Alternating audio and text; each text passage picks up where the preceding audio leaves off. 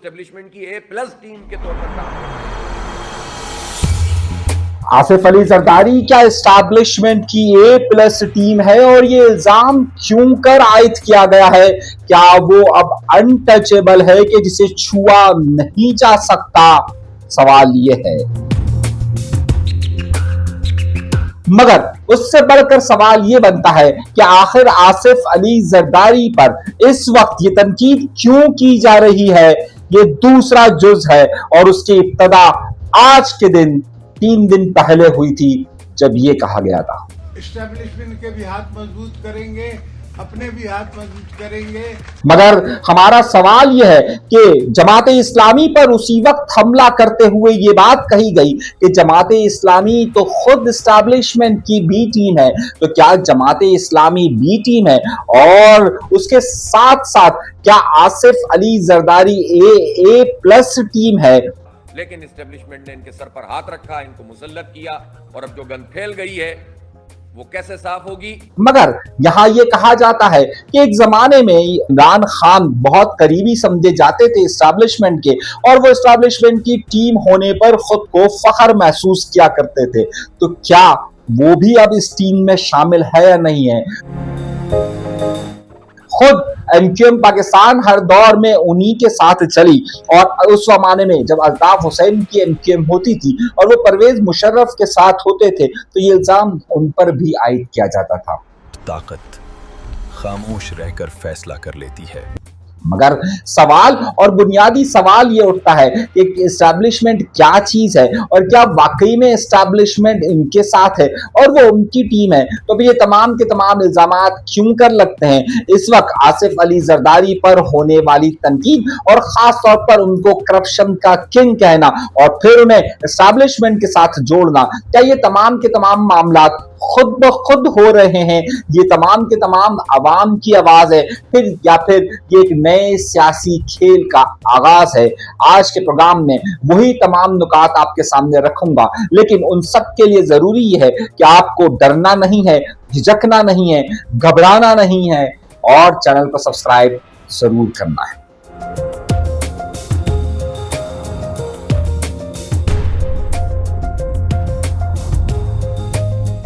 اگر آپ national assembly کے بالکل برابر کی بلڈنگ میں جائیں تو وہاں پر ایک جگہ لکھا ہوا آپ کو نظر آئے گا اسٹیبلشمنٹ ڈویژن۔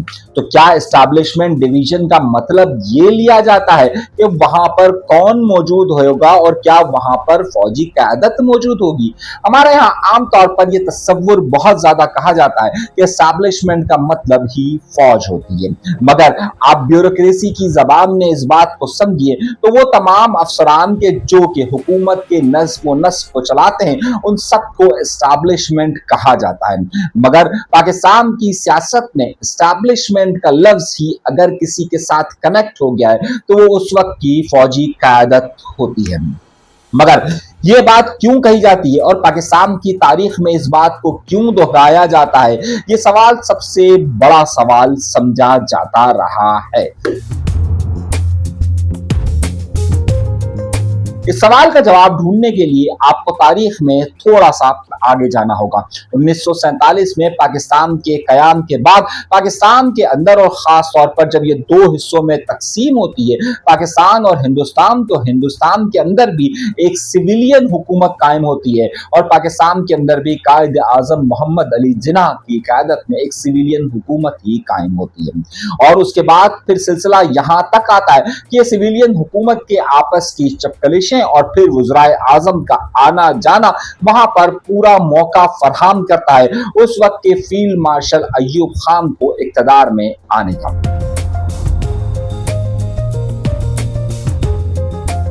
عوامی طاقت کے لیے اس وقت سب سے پہلے ایوب خان ان تمام سیاسی حلقوں کو اپنے گرد جمع کرتے ہیں، اور جمع کرنے کے بعد پہلی بار یہ لفظ استعمال ہوتا ہے کہ جناب یہ تمام پاکستان کے طاقتور حلقوں یا اسٹیبلشمنٹ کی بی ٹیم ہے جو عوامی سطح پر موجود ہے۔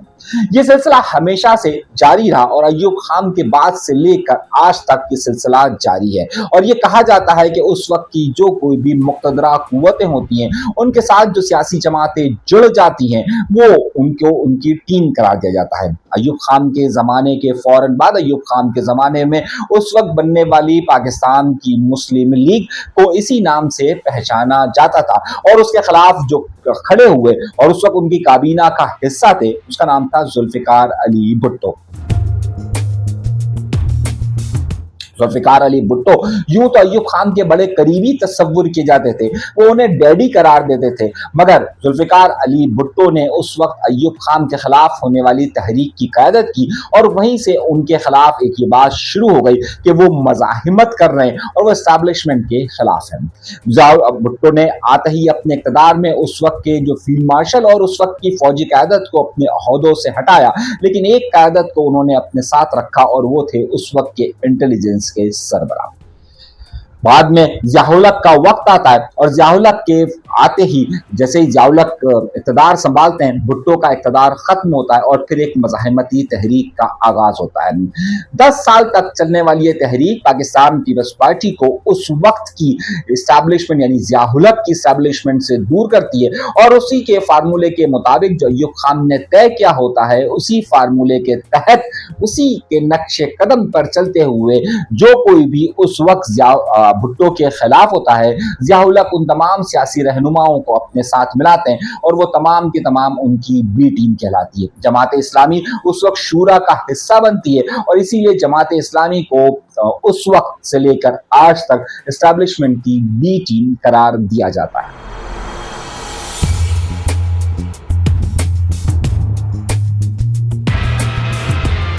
بات یہیں تک نہیں رکتی، آج کے بڑے سیاستدانوں میں نواز شریف کے ساتھ بھی یہی لیبل جڑا ہوا ہے۔ اگر آپ خواجہ آصف کو دیکھیے تو ان کے ساتھ بھی یہی لیبل جڑا ہوا ہے۔ اس کے بعد کے شروع ہونے والے سال بڑے ہی عجیب تھے۔ ایم کیو ایم کا وجود میں آنا، اور اس کے بعد بے نظیر بھٹو صاحبہ کا اقتدار میں آنا، اور پھر وہاں سے لے کے سن 1999 تک، اس وقت تک پاکستان کے اندر طاقت کے 3 محور تقسیم ہو گئے، ایک سیاسی قیادت، ایک عدلیہ، اور ایک جسے اسٹیبلشمنٹ یا فوجی قیادت کہا جاتا ہے۔ ان تکون کا ایک ساتھ ملنا ہی ہمیشہ سے بہت زیادہ مشکل ہوا، کہیں پر یہ تکون بہت زیادہ ایک دوسرے کے ساتھ ٹکراتا رہا، اور خصوصی طور پر جو پہلا 2 دور حکومت تھے محترمہ بے نظیر بھٹو صاحبہ کے، اور ایک دور حکومت نواز شریف صاحب کا، اس وقت اسٹیبلشمنٹ بیوروکریسی زیادہ طاقتور تصور کی جاتی تھی، اور اسی کا مظہر تھا غلام اسحاق خان۔ غلام اسحاق خان کو اس وقت کی اسٹیبلشمنٹ قرار دیا جاتا تھا،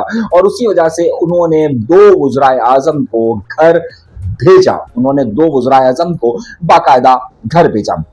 1988 سے لے کر 1999 تک اس بار یہ سلسلہ چلتا رہا، اور اس وقت کی فوجی قیادت کے خلاف بہت ساری جگہوں پر تحریکیں چلنا شروع ہوئی، اور اسی وقت سادہ ایم کیو ایم کے بانی الطاف حسین کے منہ سے یہ لفظ بارہا اسٹیبلشمنٹ کا لفظ فوجی قیادت کے لیے استعمال ہونا شروع ہوا۔ لیکن اس کے ساتھ ساتھ ہی یہاں پر سیاست کا سلسلہ بھی آگے آگے چلتا رہا، اور پھر پرویز مشرف کا دور آتا ہے، اور اس وقت پاکستان پیپلز پارٹی مسلم لیگ نون اقتدار سے باہر جاتی ہے۔ ایوب خان کا فارمولہ پھر سے استعمال ہوتا ہے، اور ایک بار پھر مختلف سیاسی جماعتیں اور مختلف سیاسی اشخاص پرویز مشرف کے ساتھ جمع ہوتے ہیں، جنہیں ان کی بی ٹیم کہا جاتا ہے۔ اگر سیاسی رہنماؤں میں اس وقت کے نام لیے جائیں تو اس میں آپ کو شیخ رشید ملیں گے، چودھری شجاعت ملیں گے، چودھری پرویز الہی ملیں گے، اور اس طرح کے بے تحاشا نام ملیں گے، اور انہی سے مل کر ایک بار پھر ایوب کے دور والی مسلم لیگ وجود میں آتی ہے۔ اور اس کے ساتھ ہی یہ سلسلہ پھر جہاں پر شروع ہوتا ہے کہ ایم کیو ایم بھی اس وقت کی اسٹیبلشمنٹ یعنی پرویز مشرف کے ساتھ تصور کی جاتی ہے، اور پھر یہ وقت تبدیل ہوتا ہے، اور جنرل کیانی کی طاقت بڑھنا شروع ہوتی ہے۔ جنرل کیانی اس وقت کی محترمہ بے نظیر بھٹو صاحبہ کے ساتھ جا کر ایک این آر او پر بات چیت کرتے ہیں۔ اسی لیے پرویز مشرف کے جانے کے بعد اور محترمہ کے جانے کے بعد جنرل کیانی آصف علی زرداری کے پسندیدہ ہو جاتے ہیں۔ وہ پاکستان پیپلز پارٹی جسے ہمیشہ اسٹیبلشمنٹ کے مخالف سمجھا جا رہا ہوتا ہے، اسی وقت محترمہ بے نظیر بھٹو کی شہادت سے پہلے جنرل کیانی کے تعلقات اور این آر او کے معاملے سے آصف علی زرداری اس وقت کے جنرل کیانی کے بڑے قریب تصور کیے جانے لگتے ہیں، اور وہیں سے یہ فارمولہ طے ہو جاتا ہے کہ اگر پاکستان پیپلز پارٹی کو آگے چل کر اقتدار رکھنا ہے تو انہیں ہر صورت میں پاکستان کے مقتدرہ حلقوں کے ساتھ رہنا پڑے گا۔ اسٹیبلشمنٹ کے بھی ہاتھ مضبوط کریں گے، اپنے بھی ہاتھ مضبوط کریں گے۔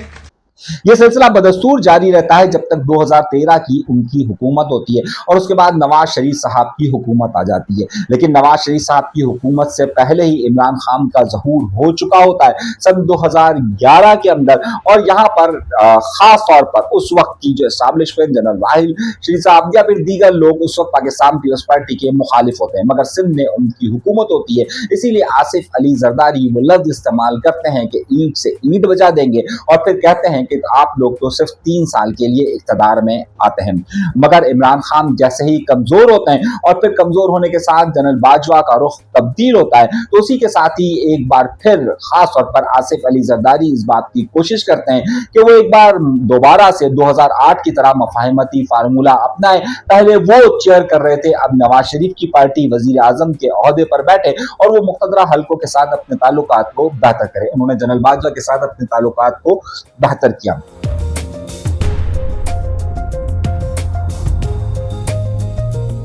मगर यहाँ पर चंद सवालात हमारे लिए बहुत ज्यादा जरूरी है। बहुत ज्यादा नाकिस हुकूमत और नाकिस कारकर्दगी के बाइस अमूमी तौर पर पाकिस्तान की तारीख ये बताती रही है कि यहाँ पर न सिर्फ वज़राए आज़म को तब्दील किया गया बल्कि बाकायदा हुकूमतें भी खत्म की गई। और इसकी मिसाल आपको 1988 से लेकर 1999 तक बारहा मिलेगी। यहाँ पर बार बार पाकिस्तान पीपल्स पार्टी के 18 साल दौरे हुकूमत को निशाना बनाया जाता है और ये बात कही जाती है कि पाकिस्तान पीपल्स पार्टी की मौजूदा हुकूमत ने और खासतौर पर सिंध की हुकूमत में करप्शन आम हो चुकी है। पैसे का ऊपर से लेकर नीचे तक फ्लो हमेशा से इस बात को जाहिर करता रहता है कि पाकिस्तान पीपल्स पार्टी ने कारकर्दगी से ज्यादा पैसों को अपना लेन देन बनाया। अगर हम माजी की तारीख को उठाकर देखें और जब करप्शन के इल्जामात पर हुकूमतें गिराई गई तो पाकिस्तान की अवाम बारहा ये सवाल पूछती है कि आखिर क्या वजह है कि पाकिस्तान पीपल्स पार्टी पर इतने संगीन इल्जामात होने के बावजूद भी उन्हें इक़्तिदार से नहीं हटाया गया। ऐसा नहीं है कि पाकिस्तान पीपल्स पार्टी के लिए सब कुछ आसान है और यही वजह है कि आसिफ अली जरदारी बार बार ये बात कहते हुए नजर आते हैं कि हम एस्टैब्लिशमेंट के साथ हैं और एस्टैब्लिशमेंट के हम हाथ मजबूत करेंगे और हम अपने हाथ भी मजबूत करेंगे। एस्टैब्लिशमेंट के भी हाथ मजबूत करेंगे, अपने भी हाथ मजबूत करेंगे। इसी जुमले पर हाफिज नईमुर रहमान ने कहा कि ये एस्टैब्लिशमेंट की ए टीम है, एस्टेब्लिशमेंट की A+ टीम के तौर पर काम कर रहे हैं। और हाफिज नईमुर रहमान का ये कहना इस वजह से बन रहा था क्योंकि हाफिज नईमुर रहमान कराची की सियासत करते हैं और कराची में उन्हें वो जगह नहीं मिल पाई जिसके वो ख्वाहिशमंद थे। उन्हें 9 टाउन्स मिले लेकिन वो तनकीद का ज़ाविया एमक्यूएम और पाकिस्तान पीपल्स पार्टी पर रखते हैं। और लेकिन सवाल ये बनता है कि हाफिज नईमुर रहमान खुद ही मुक़तदरा हल्कों के बड़े करीब तस्वुर किए जाते रहे। हाफिज नईमुर रहमान की जमात पर एस्टैब्लिशमेंट की बी पार्टी का इल्जाम लगता रहा। तो अब हाफिज नईमुर रहमान साहब किसे ये बात सुना रहे थे? क्या वो आसिफ अली जरदारी को ये बात सुना रहे थे या फिर वो एस्टैब्लिशमेंट को ये बात कह रहे थे?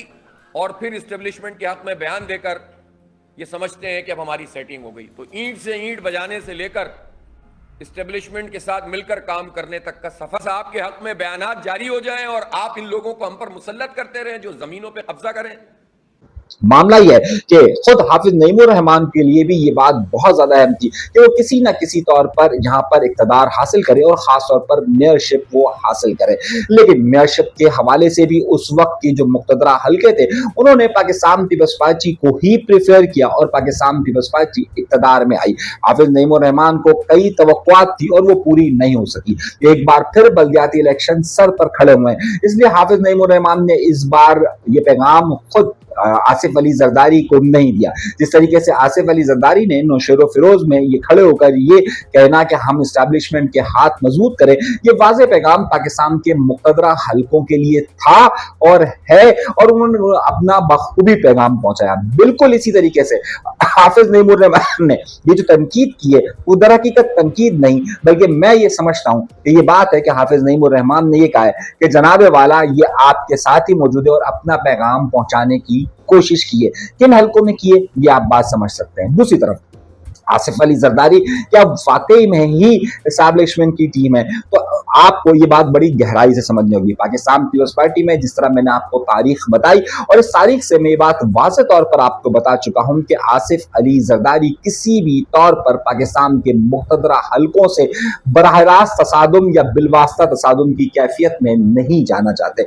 वो ये बात बहुत अच्छी तरीके से समझ चुके हैं। जिस तरीके से नवाज शरीफ, शहबाज शरीफ और जिस तरीके से कई और जिस तरीके से एनक्यूएम पाकिस्तान और कई सियासी जमातें ये बात समझ चुकी है कि जनाबे वाला हमें किसी भी तौर पर और किसी भी जगह पर आकर पाकिस्तान के मुख्तदरा हलकों के साथ बराह रास्त तसादुम की कैफियत में नहीं जाना है। इस बराह रास्त तसादुम की कैफियत की दो आला मिसालें अगर आप देखें तो इमरान खान है। इमरान खान जो कि एस्टैब्लिशमेंट के बड़े ही करीबी तस्वुर किए जाते रहे और ये बात किसी से ढकी छुपी भी नहीं कि किस तरीके से उन्हें बनाया गया और किस तरीके से बाद में उनके ताल्लुकात खराब हुए।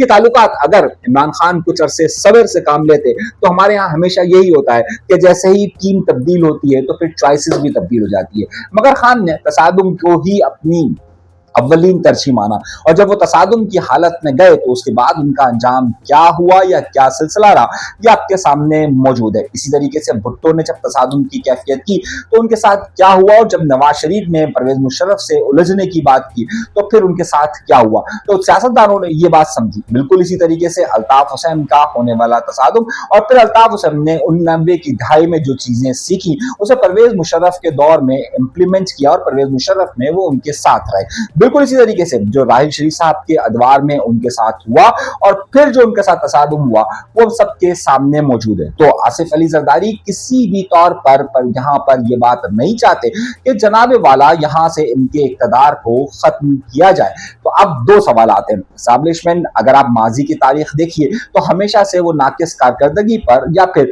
हुकूमतों पर सवाल उठाकर वहां से उनसे वो चीज छीन चुकी है, लेकिन इस बार ऐसा क्यों नहीं हो रहा। दूसरी तरफ आसिफ अली जरदारी किसी भी तौर पर तसादुम में नहीं जा रहे। अब क्यों नहीं जा रहे? क्योंकि पाकिस्तान के मुख्तदरा हलकों की तरफ से और पाकिस्तान के ताकतवर अशखास की तरफ से ये पैगाम वाज़े तौर पर दिया जा रहा है कि जनाब आप सिंध और खुसूसी तौर पर कराची के अंदर अपनी कारकर्दगी को बेहतर से बेहतर बनाइए।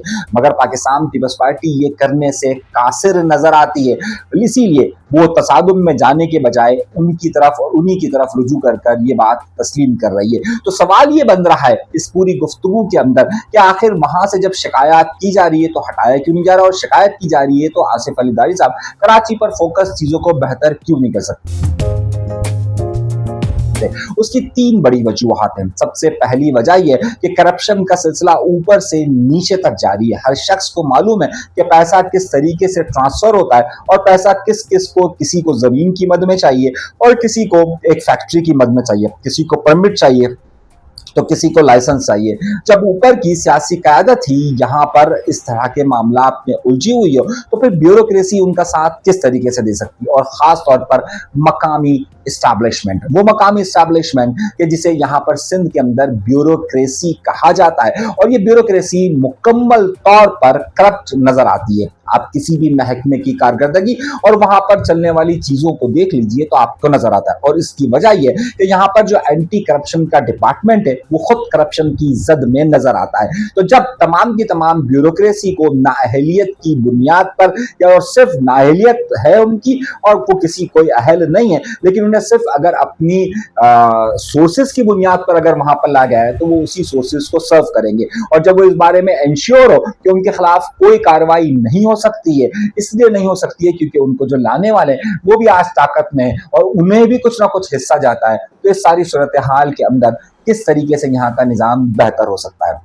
बेहतरी उसी सूरत में हो सकती है कि जब उनके ऊपर वो सियासी छतर छाया मौजूद ना हो, यानी कि वो तमाम साये मौजूद ना हो कि जो इस तमाम चीजों को प्रोवोक करते रहे, उकसाते रहे और करवाते रहे और फिर ब्यूरोक्रेसी को अहल किया जाए। जब तक ये मामलात हल नहीं होंगे तब तक यहाँ की चीजें बेहतर नहीं होंगी। मगर क्योंकि इस वक्त पाकिस्तान पीपल्स पार्टी वफाक के लिए बहुत ज्यादा जरूरी है क्योंकि उनके पास सीट्स मौजूद हैं और वो सीट्स की ही बुनियाद पर पाकिस्तान पीपल्स पार्टी अपने आप को हमेशा उसी तौर पर सिंध कार्ड के लिए पेश करती है।